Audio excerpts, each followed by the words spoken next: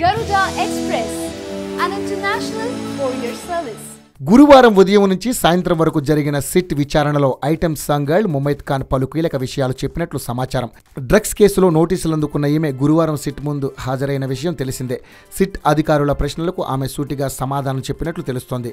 Cigarette, wine మాత్రమే తాగుతుంటానని సినీ నటి Mumaith Khan SIT అధికారులకు చెప్పినట్లు తెలిసింది. డ్రగ్స్ కేసు విచారణలో భాగంగా గురువారం ఉదయం 10 గంటలకు ప్రారంభమైన విచారణ సాయంత్రం 4:30 గంటలకు ముగిసింది. 6:30 గంటల పాటు విచారించిన సిట్ అధికారులు ముమైత్పై ప్రశ్నల వర్షం కురిపించారు.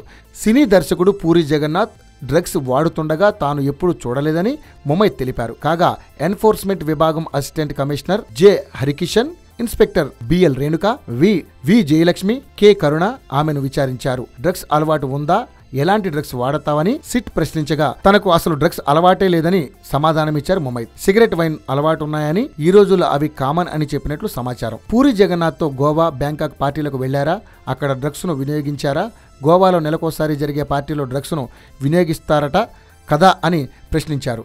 అసలు తాను బ్యాంకాక్, గోవా వెళ్లలేదని, డ్రగ్స్ గురించి తెలియదని ముమైత్ చెప్పారు. పూరి జగన్నాథ్తో సినిమా సంబంధాలే ఉన్నాయని, డ్రగ్స్ గురించి తెలియదని స్పష్టం చేశారు. కెల్విన్, జిషాన్ ఆలీతో పరిచయాలు ఉన్నాయా అని ప్రశ్నించగా వారెవరో తనకు తెలియదన్నారు. దీంతో అధికారులు కెల్విన్ ఫోన్ కాల్ డేటాలో ఆమె నెంబర్ను చూపించారు. పూరితో పార్టీలో పాల్గొన్న కొన్ని వీడియోలు చూపించారు. అయినా ముమైత్ తనకేమీ తెలియదన్నారు. తనకు డ్రగ్స్ అలవాటు లేదని ప్రూవ్ చేసుకోవడానికే విచారణకు హాజరయ్యానని, కావాలంటే తన రక్తం, వెంట్రుకలు, గోళ్లు నమూనాలు తీసుకోవాలని అధికారులను కోరారు. కానీ ఇప్పుడు వాటి అవసరం లేదని, మళ్లీ పిలిచినప్పుడు అవసరమైతే తీసుకుంటామని అధికారులు చెప్పారు.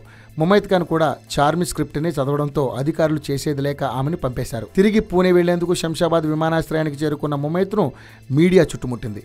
సిట్ విచారణ ఎలా సాగింది, డ్రగ్స్ ఆరోపణలు ఎందుకు వచ్చాయని ప్రశ్నించగా ఎవ్రీథింగ్ ఈజ్ ఫైన్ అంటూ లోపలికి వెళ్లిపోయారు. కాగా ముమైత్తో పాటే మరో ఇద్దరిని విచారించారు. సాద్ నజీర్, ముబిన్ అనే వ్యక్తులను విచారించారు. వీరు గతంలో ఒక పబ్లో డ్రగ్స్ను వినియోగిస్తుండగా పట్టుబడినట్లు తెలిసింది.